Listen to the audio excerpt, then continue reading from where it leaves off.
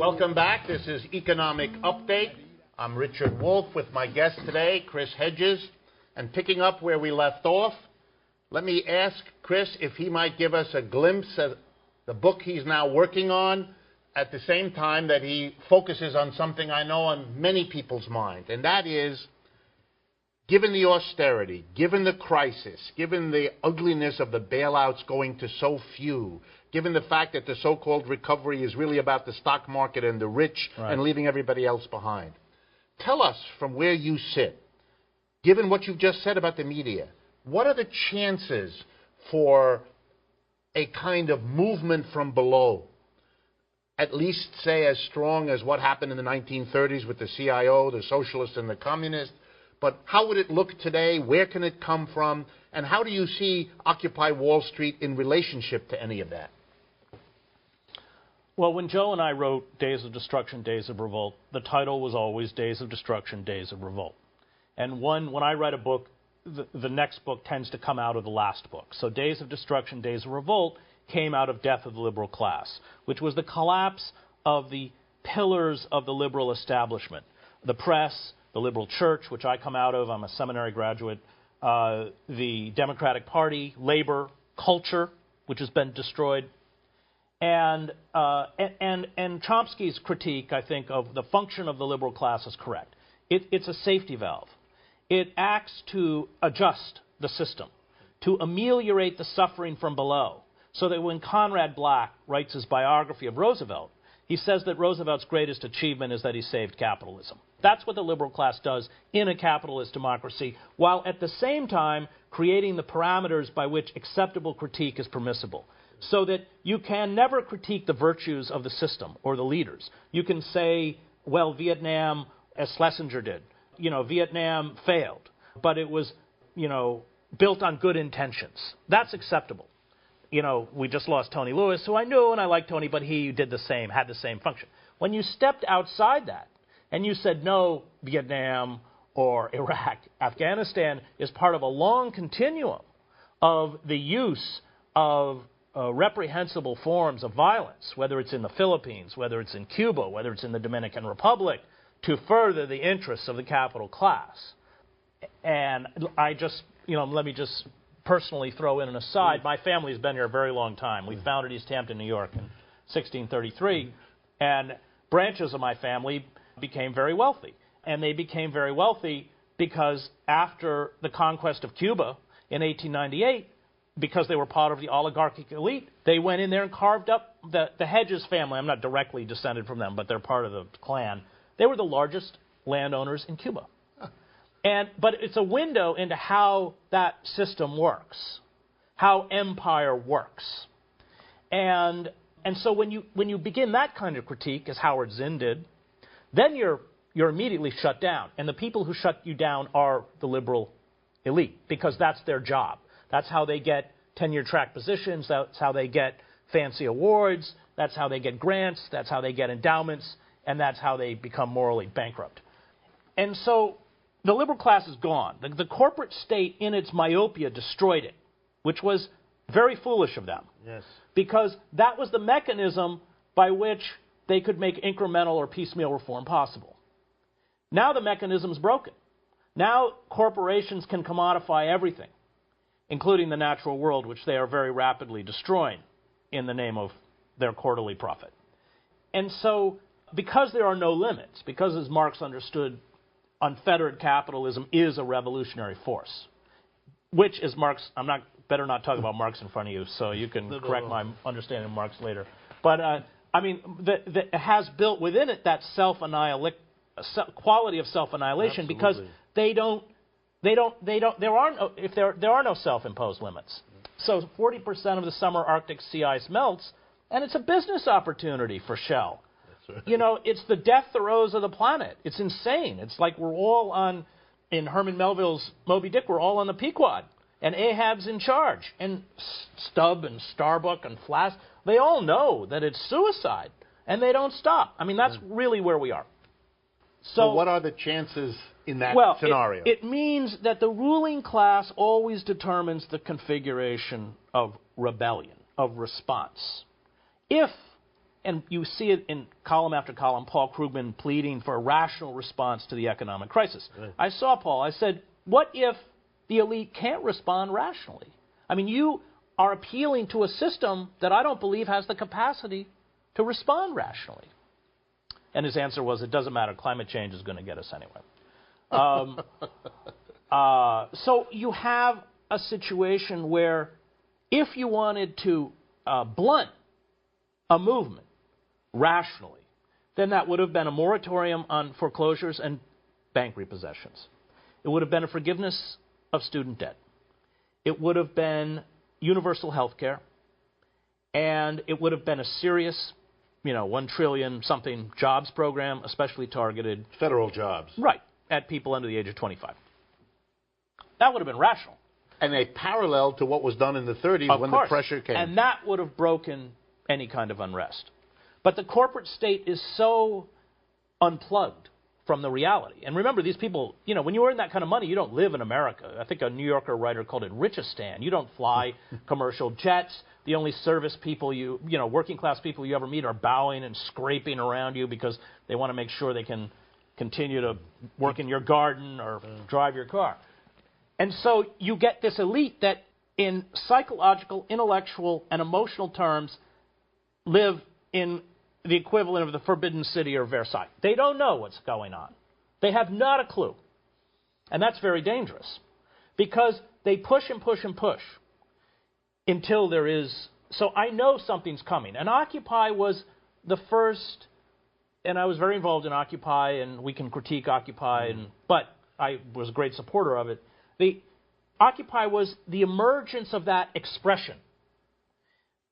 And it's there. It's people forget that Rosa Parks got on the bus, I think, refused to give up her seat in 1954 or 1955. The Freedom Rides didn't start till 1961. When you look at the history of social movements, it's not some kind of straight trajectory upwards. And there's a great book on King and the civil rights movement by Garrow called Burying the Cross, where he nails that out. I mean, there were all sorts of failures, Albany, Mississippi, all sorts of actions that were taken.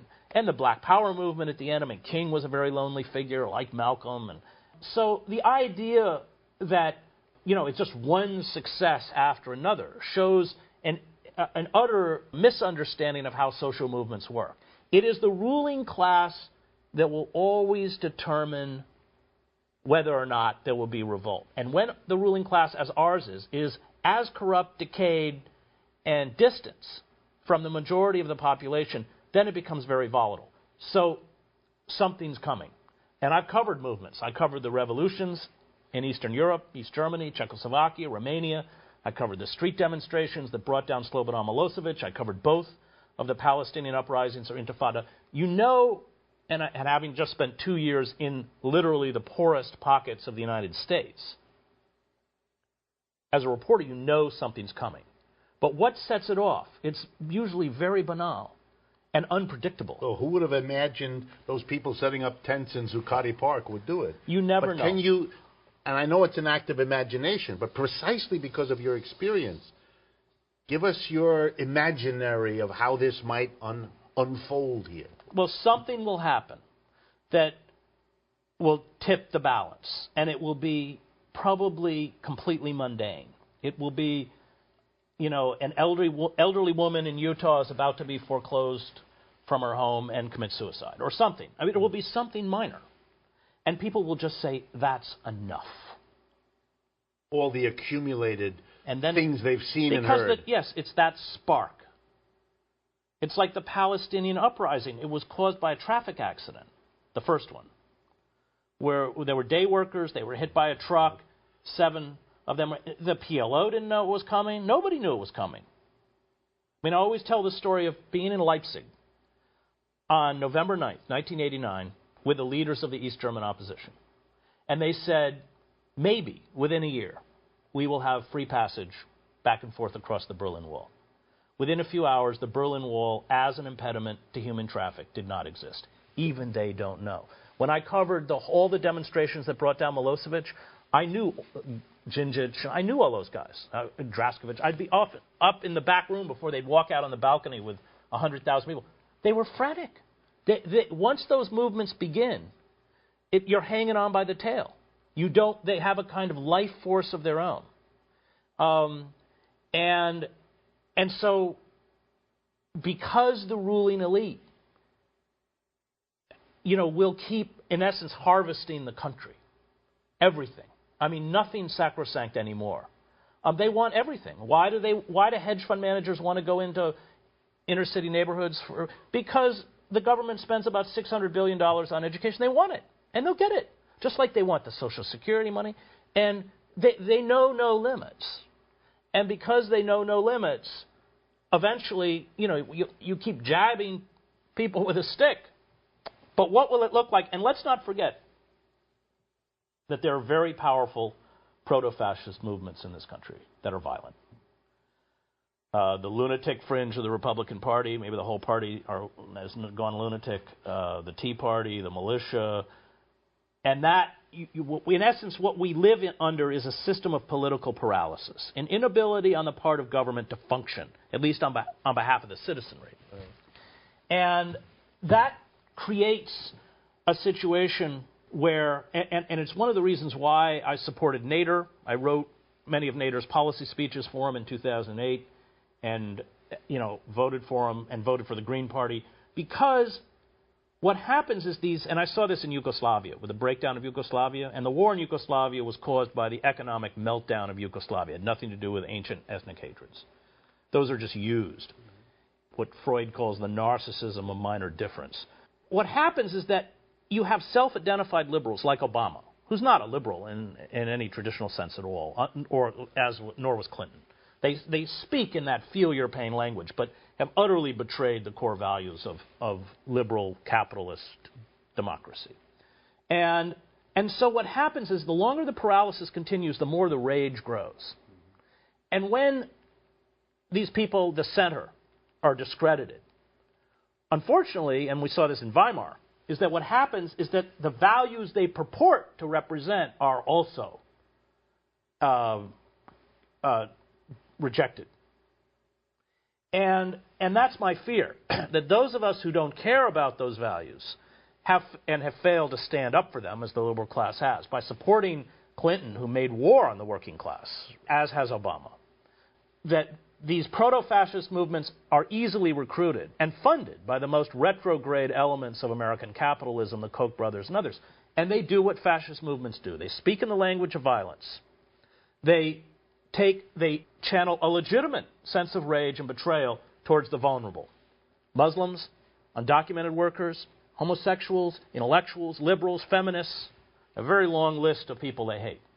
And that is also part of American culture. My wife's Canadian, so I'm in Canada, and that's not part of the Canadian fabric, but it is part of the American fabric.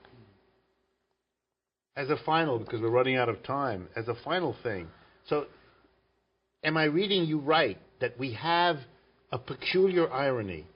The dominant capitalist business community and the wealthy who sit on the top of it, having destroyed the opposition, the labor movement, the old social organizations, socialists, and all the rest, are now kind of in a hysterical forward rush doing what they do without an opposition, creating such antipathy that it is either going to go to the right with all the forces you enunciated, right, or there's going to be the something coming you referred to that can regalvanize the left, but that we're going into a period that is going to be one of, to use a scholarly term, social turmoil? Right. Well, we're definitely going towards social turmoil. The problem is the left in this country was destroyed, the organized left. And we're basically starting from scratch at a very desperate moment. What happens, and this is always the collapse of empires, is that the elites finally start to cannibalize themselves. So what is it that starts the French Revolution? It's when Louis XVI revokes the patents for the nobles. He starts to steal from his own support, his own base of support.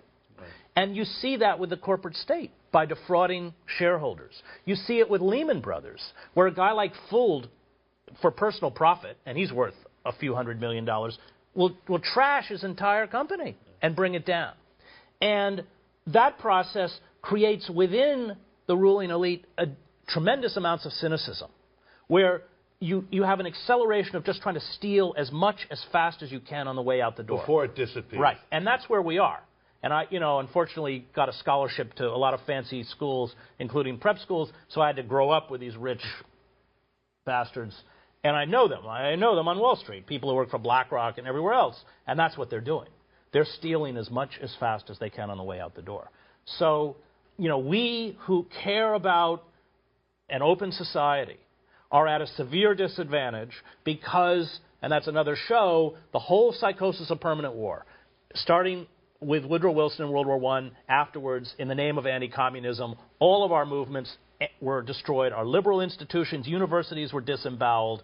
We don't even have, I think part of the reason you're so important is that we've been robbed of the language of class warfare by which we can even understand our own reality. And we have so much to do that it's worth going out and fighting for, but I think we have to be very hard-headed as to what we're up against.